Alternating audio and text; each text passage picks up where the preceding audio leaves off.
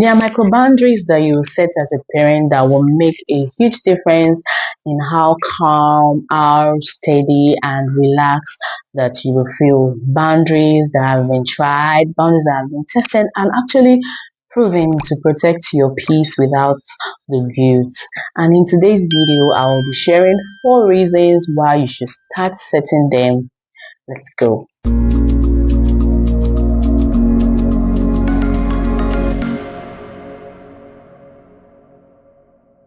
Hello, live learners. Welcome back to my channel. If you're new here, I'm so glad you stopped by. My name is Chinoye, and here we talk about how to enjoy your parenting journey without the pressure, without the guilt, or even the burnout. So, if that sounds like your kind of content, kindly hit the subscribe button so that you don't miss any of my videos. Now, let's get to the first reason why you should start setting micro boundaries as a parent. And the first reason is that it protects your energy. Micro boundaries will stop you from running on empty. They will keep you from saying yes to every request or every little drama. You avoid them. When you protect your energy, you have more patience, you have more kindness, and even more joy to give your kids. For example, instead of you dropping everything you are doing when your child comes or the moment your child asks you for something, you can say, we'll get to that after I'm through with this. That small but practical boundary you have set will protect your energy in that moment until you are ready to handle the request. You might feel guilty when you say no, but guilt does not mean that you don't care for your child or for that request. And if you don't protect your energy, you won't be able to show up the way you want or you will be needed. So saying no does not mean you're selfish also. It just helps you last longer because you can't take care of your kids well if you're already worn out. When your energy is not running on empty, when your energy is protected, you will stay calm and patient. The next reason is that micro boundaries will let your children know what to expect, and it will help you stay consistent also. When you are tired or you are caught off guard, it's easy to give in. But changing your mind too often can confuse your children, and it will also make it harder for them to respect your limits. For example, if you say no to a request and then your child keeps asking you, you can simply repeat at that moment, not right now, without changing your mind. That's not being rude, but it's about you being steady and firm. So if you are too tired to enforce every single limit or every boundary that you have set, it's better you focus on your non-negotiables and let the smaller things slide, the ones that you can forgive.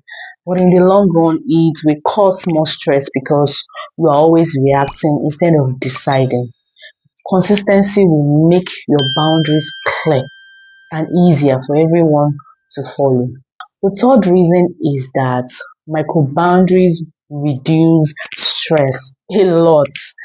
Without clear limits, everything will start coming at you at once. And before you know it, you are in constant survival mode.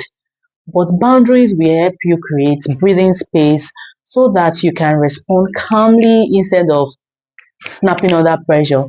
For example, if someone asks you for a favor, instead of you saying yes right away, even when you know you're not ready, you could say, let me get back to you. That pause will give you space to think about committing. Some parents might worry that saying no will upset others, but boundaries set with kindness, not with rudeness, they are not seen as harsh. In fact, they are understandable. And the truth is that deciding on your own terms is far less stressful than always reacting on the moment. So boundaries will turn anything that looks like chaos into calm events, and that's good for you and also good for everyone around you. And then the last reason is that micro boundaries will actually teach your children how to set healthy limits for themselves, which is the most important reason. Your children will learn more from what they see you do than what you tell them. When they watch you protect your time, protect your space, protect your energy in a very respectful and kind way, they will understand that it's okay to do the same for themselves and also for others. For instance, instead of jumping up the second and they ask for help, you are always telling them, I'll help you. After I finish what I'm doing, it will show them that it's okay to finish what you are doing before helping someone else. Some parents worry that when you set limits, that like that it might make them seem too strict. That boundaries make them too strict. But if you set your boundaries with kindness, like I've said before, kids will always feel safer because they know what to expect. And the best way to teach them to respect boundaries without fear is by showing them consistently and also showing them respectful limits. When you model healthy boundaries, you are giving your kids a skill that they will use for the rest of their lives. And that's it for today's video. I would love to hear your thoughts on this topic. What do you think about those reasons, and which of these reasons or which of them will makes the biggest difference for you? I would like you to share it with me in the comments, and don't forget to like this video and subscribe to my channel if you are yet to, because we make parenting journey sweet and stress free. As always, keep learning one day at a time, and I will see you in my next video. Bye.